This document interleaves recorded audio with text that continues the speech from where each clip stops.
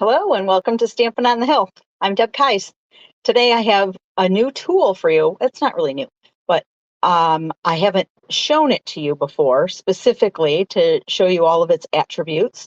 So I thought I would take today and show you the Stampin' Cut and Emboss machine. Yes, it's a mouthful, but that's okay. Sometimes we just refer to it as the machine. At least at my house we do.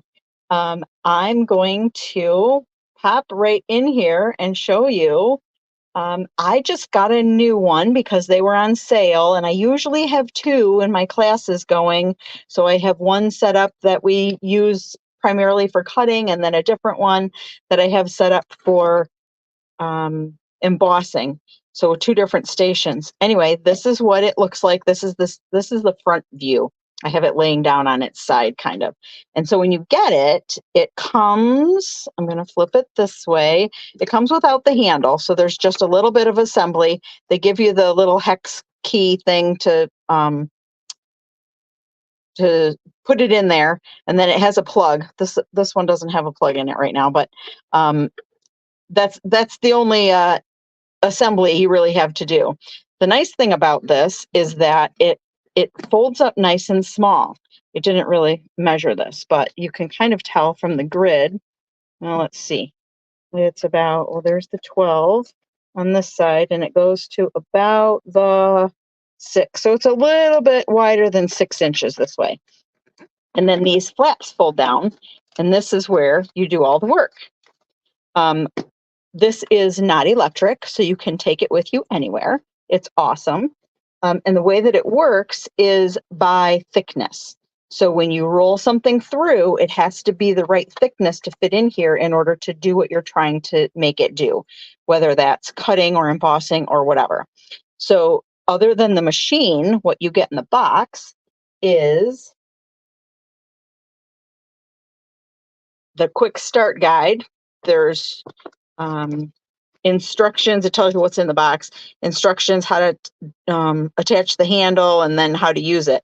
But I found that, and they have that in many languages as well, but I found that on the cutting plate, base plate, which is labeled as number 1, there are instructions. So depending on what you're doing, if you're going to do a die, then it shows you, and we call this a sandwich. How you build it from the bottom up is the sandwich. And so depending on what you're putting in here, if you're going to use an embossing folder, and it always tells you to put the hinge side in first. And then if you're using 3D embossing folders, then you've got a little bit different sandwich going on here. So you get that base plate number 1. And then you also get with your machine the cutting plate. It's labeled number 2, so you'll see that in there as well. And I usually put the base plate down first and then the cutting plate on top of it. And oh wow, look at that. You can see right through. So you get 2 of these cutting plates. They're labeled as number 3, and they're beveled on the edges. You get 2 of those. And I never use my clear ones.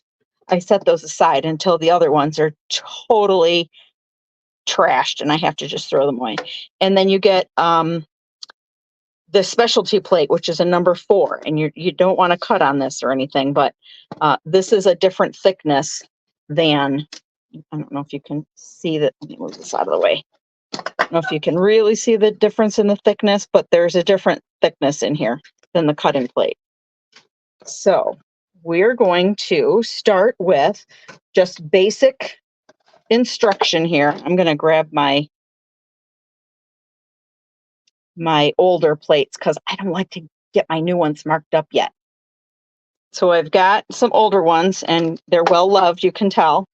So the basic things that you buy this machine for is for die cutting. A lot of our stamp sets come with, not all of them, but a lot of them come with a coordinating die set.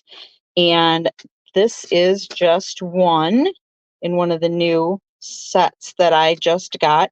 This is a piece of DSP. This is from the It comes in a 6x6 and it's just a color group. This is the Subtles color collection, and I believe this is Balmy Blue. Yeah, it is. So our sandwich is, let's go back through this again. Base plate. What do they call this? This is the die plate. Need that with the dies. Then a cutting plate, and then your paper, and then the die, and then one more cutting plate on top. Now these cutting plates of mine that I'm using aren't numbered, but those would both be number 3.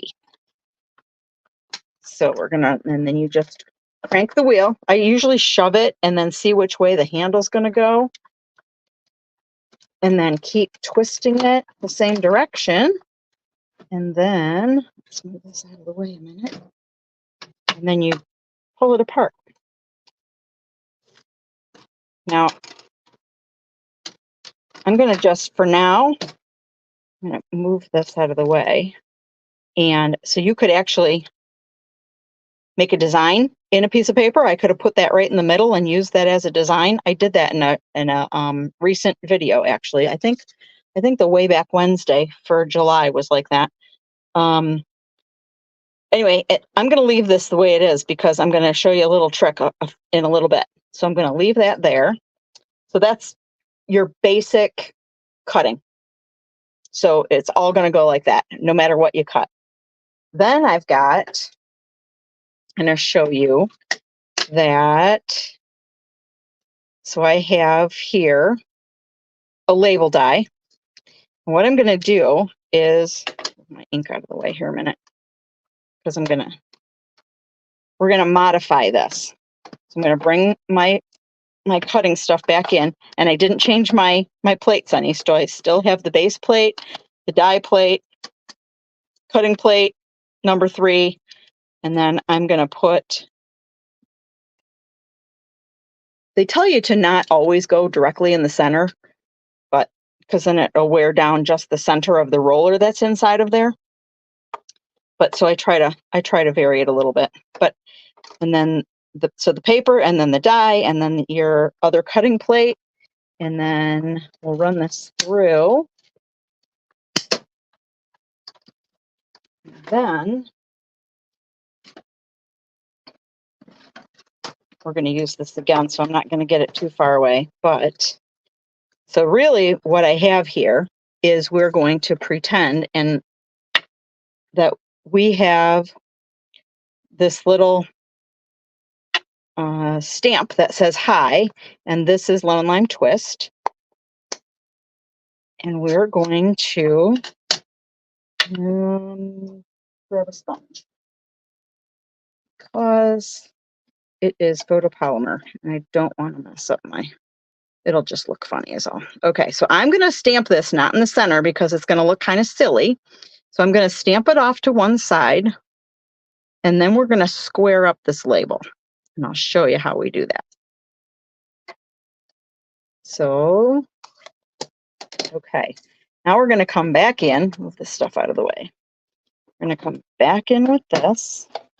We're going to remove that top plate, and I'm going to line this back up in here, and you can see the grooves. So I'm making sure that the paper is inside the grooves.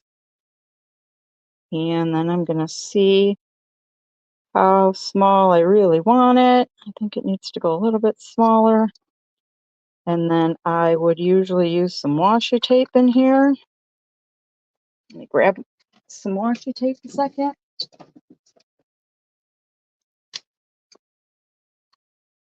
All right, let's do this again. About here.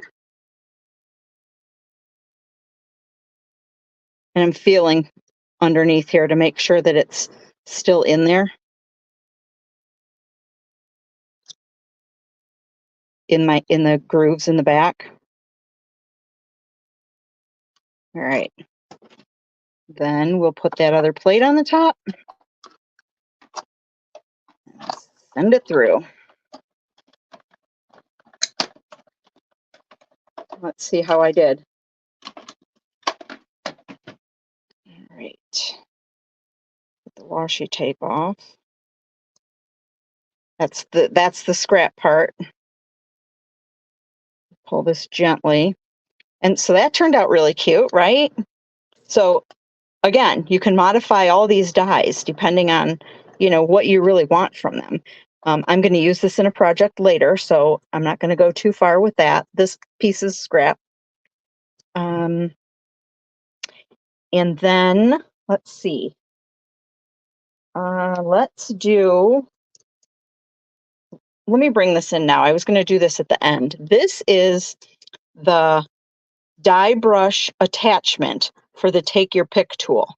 So your Take Your Pick tool comes with like 4 different attachments, 2 for this end and 2 for this end, and you can swap them out. This is the flat end and this is my pokey end that I use. And so I use these 2 together because when I'm poking out stuff like this, I would use my piercing end to do this, but I use the brush end. That back on there before I poke myself. I use the brush end. So the brush end itself doesn't come with the handle. So you need to buy the handle first, but the brush end comes with this sponge, and the sponge is quite thick. It's probably almost a half an inch. Yeah. And you get 2 of the sponges, and then you run your tool over it, and it helps to release all of the pieces. And oh, I forgot all those pieces are all separate. Anyway, if some don't come out, you can go back in, and that's what these little holes are for, is to then poke them out that way. But so that's what I wanted to show you about the brush and this tool. But then let's see. It's great for intricate kind of dies. All right, so then I've got a folder. This is the eyelet 3D folder. And I just grabbed a piece of what would have been scrap. This is a 2-inch. It was a little bit longer, or wider, I mean. 2-inch by, I don't even know how big it is. It started out as 6, but I know it's not anymore. 5 1/4. From the Meandering Meadows. And, it's lovely the way that it is. And I just want to add a little bit more texture to it. So you can see the line here. I'm going to line the bottom of this up in my folder, and then I can see through it enough to see if I want to split the difference and make it be a little off on both sides. You see what I'm saying about the flowers or whatever this eyelet pattern is? If I want to make it even, if I don't care, it doesn't matter, but you can see through it if you choose to. So with the folder now, and here was the hinge side. Remember, we talked about that at the beginning a little bit in the instructions. So we're going to use the number 1. We're going to use one of our clear cutting plates, which would have been number 3. We're not using 2 because we're not cutting anything. We're going to lay our folder down hinge side first with the DSP in the inside. You can put cardstock in there too. It's not just for DSP. But I wanted to kind of show you some maybe a little bit different ways of using it rather than the same ways. So as I'm going to start pushing this way, my handle's going to start going, and I know it's going to be tough. You know what? I think I did it wrong. I think we don't use any cutting plates. I think we just use this. I probably should have read the directions, huh? Oh, yeah, that's much better. Okay. So now, I don't know if you can see it. We tried some of this a little bit where we sanded it off. That would be cool on this probably too. But anyway, it adds a little bit more texture to a DSP. It would be awesome on plain cardstock as well. And then we're going to use this again, this combination. And so this time I brought the timber embossing folder out. I don't know if you can really see it, but it's got a wood grain look. And so another fun technique that we've been doing, and I'm just going to do this on a piece about this big, so I don't need to do the whole thing, but is take your colored ink and ink the folder up directly. So it's got these grips on the side. That's what it's for. And that's the front of the folder. So I want to make sure I'm doing that one.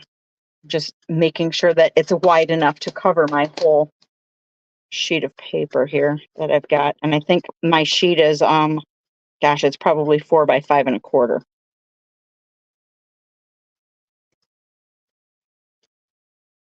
And then we'll fold this up. I probably should have flipped it over and made sure that it was straight, but I think it actually is. So again, with just the base plate and the folder, hinge side first, the specialty plate number 4.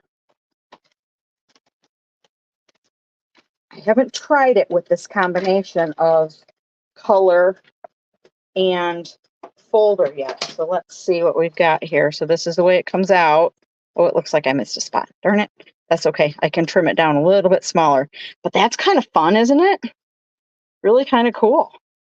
And then to clean this, you just take it to the sink and run it underwater, and it just comes right out. And I guess unless you're going to use a StazOn, then you'd need something different. StazOn remover probably. But so anyway, so we've got this and this, and we've got this.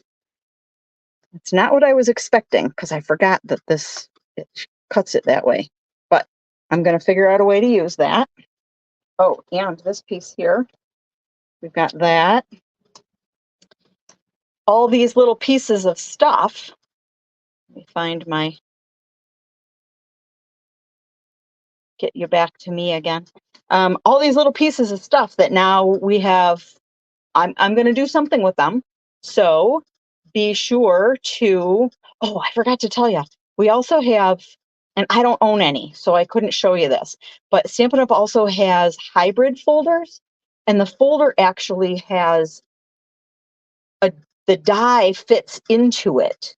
I don't know how to explain it very well, but the die actually fits inside the folder in a place, and it'll die cut and emboss all at the same time, which is cool. I've used it before, but I don't actually own any yet, so that's on my wish list.